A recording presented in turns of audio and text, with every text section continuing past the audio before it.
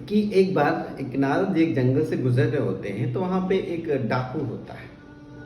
ठीक है, डाकू दस्यु उसका एक ही काम होता है कि वो लोगों को लूटता है और मारता है, सामान लूट लेता है और फिर वो अपने परिवार को देता है और उससे परिवार बढ़ता है। ऐसे काम करता रहता था, उसका काम यही था। तो एक बार नारद जी ने उससे कहा, एक काम करो कि तुम एक काम करो, मुझे रस्सी से बांध दो, ठीक है, फिर अपने घर जाओ। तो अपने घर जाओ और उन अपने घर वालों से पूछो कि जो मैं मार के काट के लोगों को तुम्हें पैसे देता हूँ, जिससे तुम अपना खाना पीना खा रहे हो, जिंदगी जी रहे हो, क्या मेरे इस पाप में आप भागीदार बनोगे?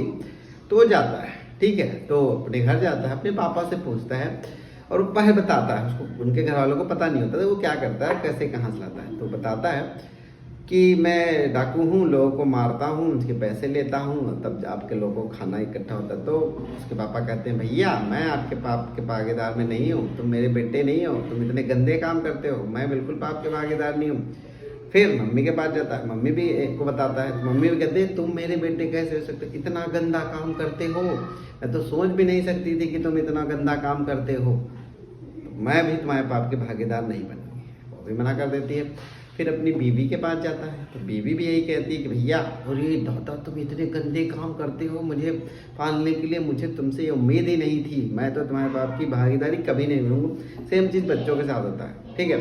तो पत्नी तो कह देती, भैया आपने मुझसे शादी की, आपकी जिम्मेदारी थी कि आपको मेरा भरण पोषण करने की ज़रूरत थी, मैं नहीं जानती, मैं आपके पाप में भागीदारी नहीं बनूंगी। तो वो वापस आता है और फिर वो सोचता है कि भैया मैं जिसके लिए ये काम कर रहा हूँ वो तो मेरे पाप के भागीदारी बन ही नहीं रहे, अकेला मैं ही पाप कर रहा हूँ, जिनके लिए मैं कर रहा था वो तो कर ही नहीं रहे। तो उसके समझ में आता है, नारद जी कहते हैं ऐसा है कि एक बात जान लीजिए, दुनिया में किसी की वजह से कुछ रुका नहीं, अगर तुम रहोगे और नहीं रहोगे तुम्हारे घर वाले अपना भरण पोषण कर लेंगे, तुम इतना परेशान होने की ज़रूरत नहीं है। तो क्या करता है, तो कहता है नारद जी से माफ़ी मांगता है, तो कहता है रास्ता दिखाए क्या करें। तो उन्होंने बताया कि ऐसा है, आप ईश्वर का ध्यान करिए, ठीक है।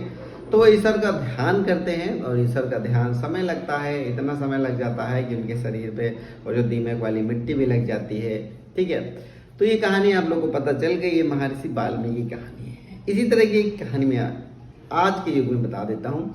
एक ब्रह्मानंद बाबा जी हैं, उनके वहाँ भी एक गए अधिकारी भाई साहब, बढ़िया घड़ी एक बार दे दी गिफ्ट, तो दोबारा जब गए तो पूछने लगे घड़ी कहाँ गई मेरी। उन्होंने कस के छाव दिया, उन्होंने कहा अरे तुमने घड़ी दी थी, लोग देते हैं, मैंने रख लिया, इसका मतलब ये मुझसे पूछोगे। तो उन्होंने भी क्लियर कर दिया, ठीक है। जो आज के ज़माने में अगर मैं कहानी को लेके आता हूँ, तो जो लोग आज पैसा इधर उधर से कमा रहे हैं, एक्स्ट्रा इनकम बना रहे हैं, मैं उनके साथ यही कहूँगा, भैया आपके पाप के भागीदार कोई नहीं बनने वाला। जिसके लिए आप मर रहे हो ना, वो अपनी ज़िंदगी अपने स्टाइल से जिएगा, ठीक है। आप रहोगे या नहीं रहोगे, वो काम होता रहेगा, ठीक है। अब आप सोच रहे हो आप हो तो दुनिया संभाले, वैसा नहीं है। जो चीज़ें होनी है आपके बगैर भी होंगी। तो जो आप पाप का गठरा उठाए ढो रहे हो, वो क्यों ढो रहे हो भाई साहब, मत ढोइए, ठीक है। आप जिसके लिए ढो रहे हो ना, वो भी आप अपने घर वालों से पूछिए कि क्या आप मेरे पाप के भागीदार बनेंगे, तो वो भी मना कर देंगे, ठीक है। तो आप समझ लीजिए कि ठीक है, जिसमें कोशिश करिए, जितने में आपका सीमित है उतने में आप काम चलाइए। इधर उधर से घूस और रिश्वत और ये किसी को परेशान करके पैसा कमाना ठीक नहीं है, आपके लिए ठीक नहीं। आप तो सोच रहे हैं मैं बहुत सारी चीज़ें इकट्ठा कर लूँगा, बच्चों के लिए, बीवी के लिए, सोना चांदी, इतना तो है नहीं, आपको पता ही है। तो पाप मत ढोइए। आप एक बार दिमाग में क्लियर कर लीजिए, आप जो सोच रहे हैं दुनिया उठाए हैं, परिवार की जिम्मेदारी उठाई है, अगर आप नहीं रहेंगे मान लीजिए, तब भी कुछ ना कुछ करके वो चीज़ें अपने आप होंगी, ठीक है। तो यही है भैया, ज़िंदगी में ज़्यादा टेंशन न लीजिए, ये ना सोचिए कि हम नहीं रहेंगे तो ये होगा। अपने आप को लिमिट पे बांधिए खर्चा वर्चा में, ठीक है। फिर